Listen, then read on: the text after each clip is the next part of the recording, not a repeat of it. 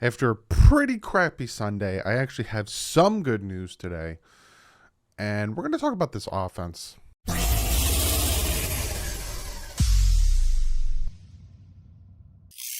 What is up, Finn fans? Yes, today, Monday, after an absolute horrid beatdown by the Buffalo Bills yesterday, I got some news on Tua Tagovailoa. I got some news on another player, if you can tell by the title. And we're going to talk about this offense and what the flip is going on with the offense. And then I'm going to get to one of you guys' comments of the day, which coincides with this whole razzmatazz that I'm going to be talking about. But first and foremost, I have to shout out Backroom Collections. If you haven't checked out Backroom Collections yet, fantastic artwork. They are doing coasters. They're doing a lot of great stuff. You go over there, you use the promo code DDW, you get yourself 10% off. Go grab yourself some fantastic artwork. I don't know if you can see it, Ricky, right there. My dad has a Jason Taylor one. Go grab yourself some. Use the code DDW. You get yourself 10% off. But let's jump into this. First and foremost, Tua Tagovailoa. I know a lot of you guys are like, what's going on with Tua? Is he all right? All that stuff. Tua, no broken ribs, no cartilage damage. Today he had the MRI. Yesterday he had the X-ray. I'm also hearing from Brian Flores himself that Tua tried to go back into the game. Say what you want about Tua. Say what you want about him not being able to read the defense. There's a lot of things I'm hearing that I will break down when I get the film. Some people are saying he doesn't step up in the pocket. Some people saying he gets stuck on his first reads and then that's it. There's a lot of speculation I'm hearing, whether good or bad, and I will break it down in the film breakdown. But I only have about like 10 snaps to do it, but I'll still do it. Say what you want about him. The kid is tough. Yes, he's going to get injured. Carson Wentz got injured yesterday.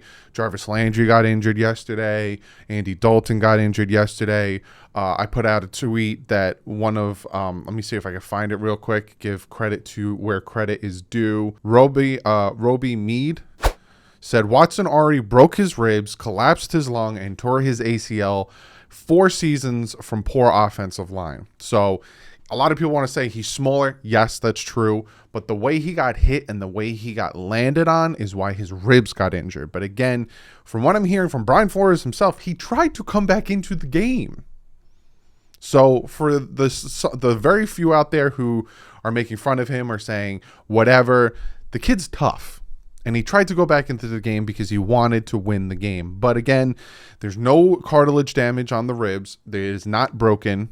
X-ray yesterday said not broken. MRI today said no cartilage damage. It is bruised ribs. Bruised ribs still hurt. Bruised ribs can still affect your breathing, can still affect your motion, can still affect a lot of things. Now, they could put a flak jacket on him and have him play still. What Brian Flores is saying is we'll see where the level of pain he is at if he will play against Oakland. Sorry, Las Vegas. Again, just like the Chargers, it's going to take me a minute. We'll see. Me personally, I know Tua's going to say I'm fine when he's probably not fine. I know Tua's going to say I'm good to go when he's probably not good to go. And I don't want him to go out there and have any type of setback because he's still in some type of pain. Especially when your throwing motion is your hips and your ribs. If this kid can't throw, he can't breathe, he's going to get hit because I'll talk about it in a second. The offensive line didn't do well even with Jacoby Brissett out there. It's only going to make things worse. So me personally, I tell Tua, Brissett's going against the Raiders. You'll go against Indy. That's what I'm telling him. But that's the update on Tua. No broken ribs, no cartilage damage. There goes the sun, and it's just bruised ribs. And it's a day-to-day thing. They're testing his pain tolerance where he is at. Good news, Will Fuller was back at practice today, and supposedly full participant, and supposedly he's good to go for Las Vegas, which is absolutely fantastic to hear. I'm very happy to hear Will Fuller's back. Whatever he was dealing with off the field, whatever he was dealing with mentally, he's feeling much better. He went, took the time, and now he's back. Very, very, very, very happy about that. So those are two updates I got for you. Now let's talk about the bulk of what this video is going to be about. What is going on with the offense? Because we noticed that even when Tua got taken out, Jacoby Brissett came in, 0 points. Red zone twice, 0 points. We could have been back in that game.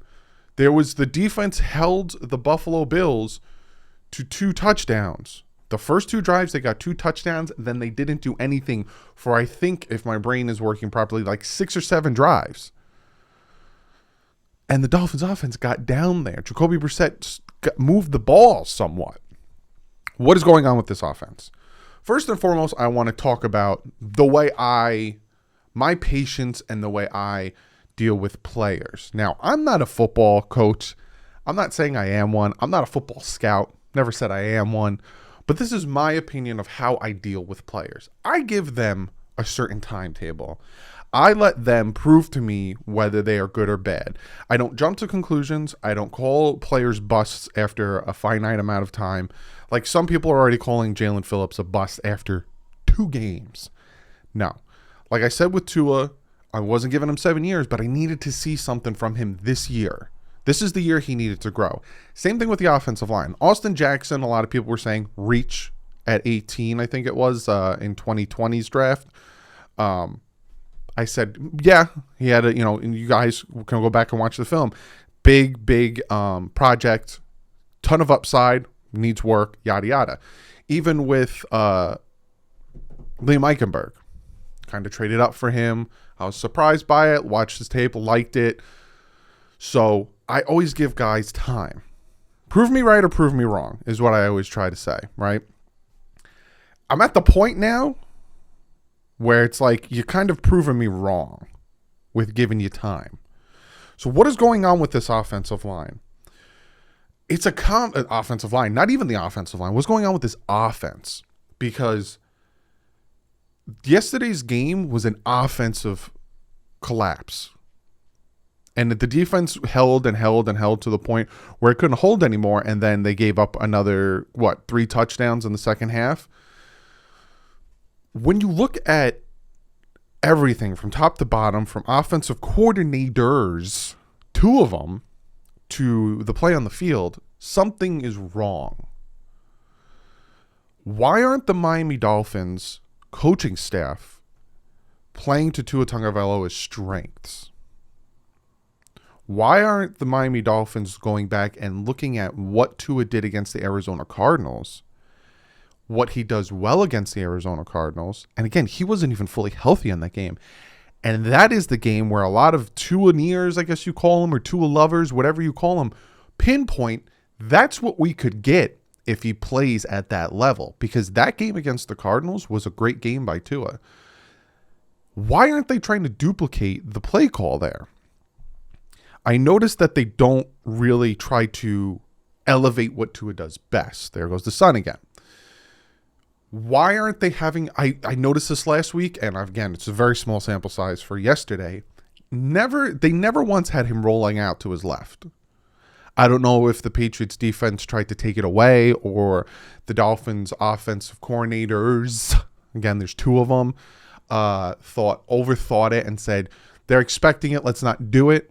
But that's one of his strengths, is having Tua roll out to his left. And, especially if you're on the right hash mark, you have all this real estate to the left. Have the kid roll out. They don't do that. I noticed they're not really playing to his strengths. What they're doing is, okay, we're going to install this style of offense. It's kind of somewhat familiar with your Alabama offense. And a lot of it is these particular routes. If you see it, do this. If you see it, do that. Instead of talking to him. What can you do? We're going to roll you out. Try this, try that.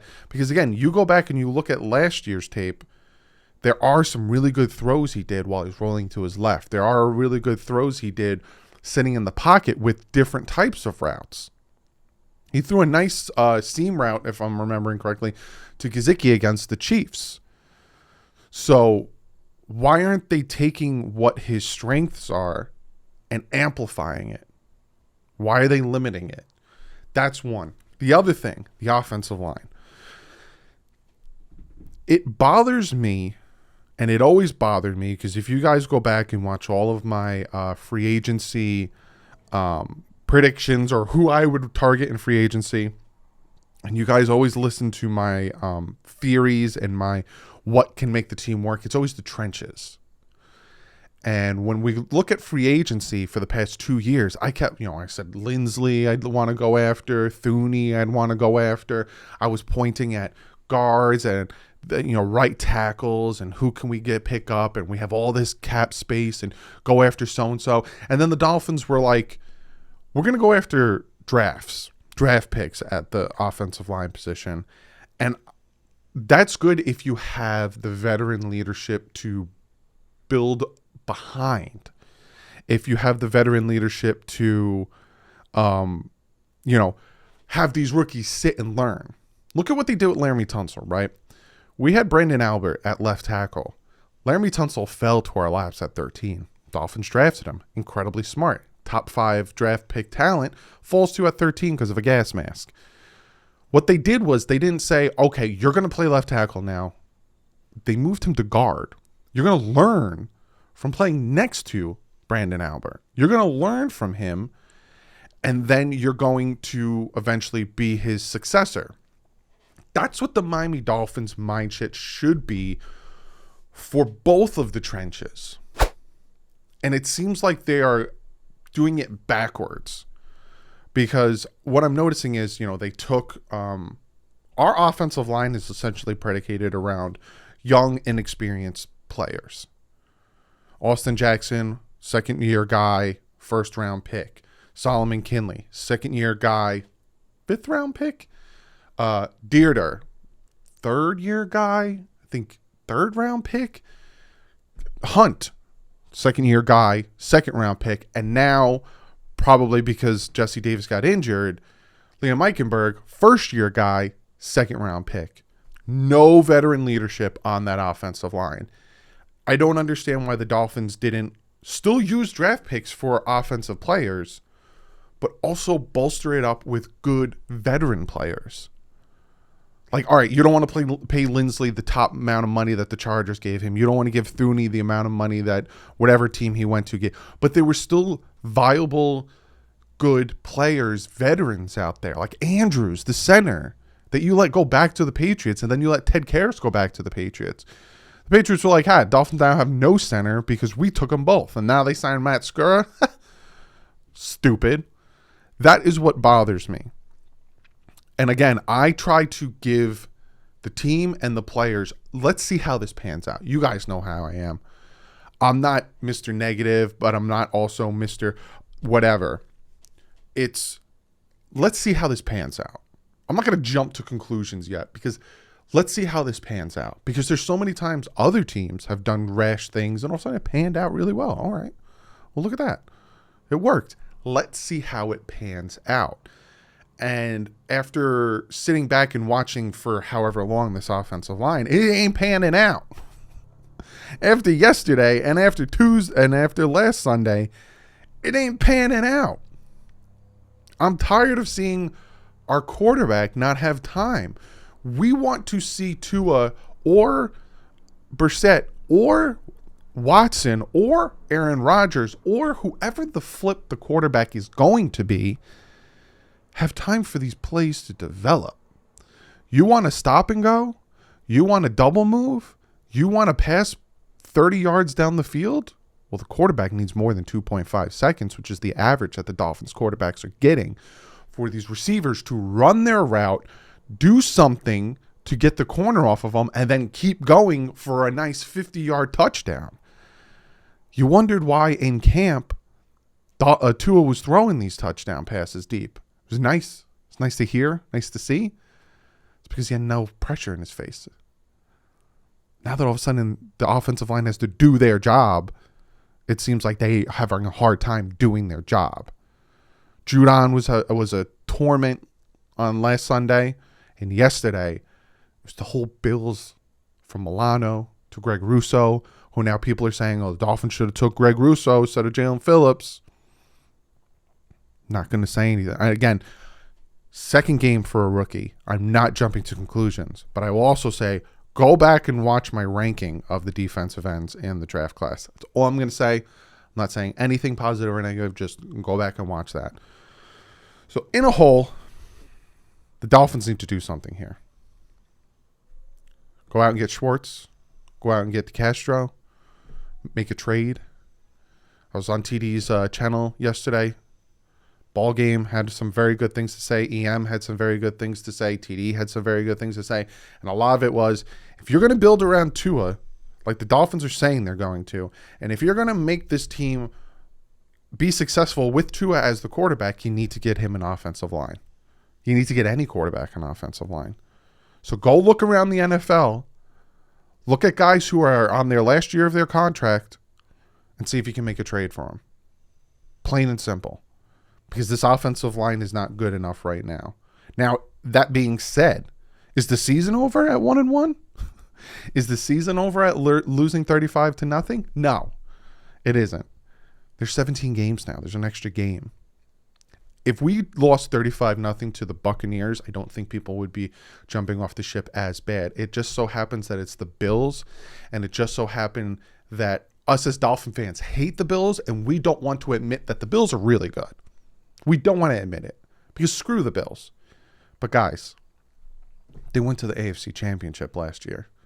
Bills are pretty good. So the fact that we got beat that bad, and like I said, it was on the offense. If the offense could have mustered up 14 points before halftime, it would have been a tie game at halftime. So it wasn't a full team collapse. It was a one-sided collapse, which can be fixed. So again, sitting here at 1-1, I don't think the season's over. We'll see after week 4. Like I said, I'm always, let's see what happens down the road. But I hope I made you feel better, but I hope I shined a light on some aspects that need to be addressed. Be sure to comment below. Let me know what you guys think about what I said. Let me know what you guys think about the Tua situation with his ribs. Would you sit him or would you play him? Also, what do you guys think about Will Fuller coming back? And I'm going to get to one of you guys' comments of the day. And this comment comes from Fernando, and he says, comment of the day. Are people giving up on Tua for the Bills game just lazy and looking for a quick fix for the team, or trolling or not knowing about football? No quarterback would have played well with this O-line. They do not seem to understand that trading involves giving up draft capital. I will say this. Yesterday was an extremely frustrating day for all of us Dolphin fans.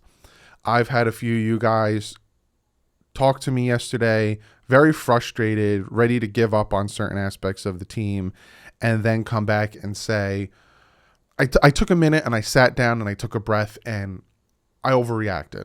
And I'm not telling, if before I did this YouTube channel and I used to have to take a breath before I overreacted, I used to lose my mind after games like that. This team sucks. We suck. Tear it down. This and that. But now that I do this, if you guys noticed yesterday, I took a few hours before I made my post-game video because I needed to decompress, take a step back, look at it. So it's a combination of the struggle at the quarterback position for the past, 20 years since Dan Marino left. A combination of it was the Bills that we lost to that bad, and we're sick and tired of being 0-6 versus the Bills over the last 6 games. It's the Bills. We hate the Bills. We're Dolphin fans. We hate them. If it was the Bills, the Jets, or the Patriots, we would be equally as mad. But if it was someone on the outside, the Raiders, the Bucks, the Titans, the Saints, we'd be like, hey, they're a good team. What are you going to do? So I think all those things coincide in making people have this reaction. And it's a reaction that we hope that the front office is having, that something needs to be changed right now or this isn't going to get better. So I hope I answered your question. I don't think it's a lot of people trolling. I don't think it's people not knowing football. I think it's they're tired of it. This is an instant reaction. They want to win. And I don't blame them. But other than that, guys, I will see you tomorrow with the first of many Big O and me weekly shows. It's going to be fun. But other than that, guys, like usual, stay classy. Fins up.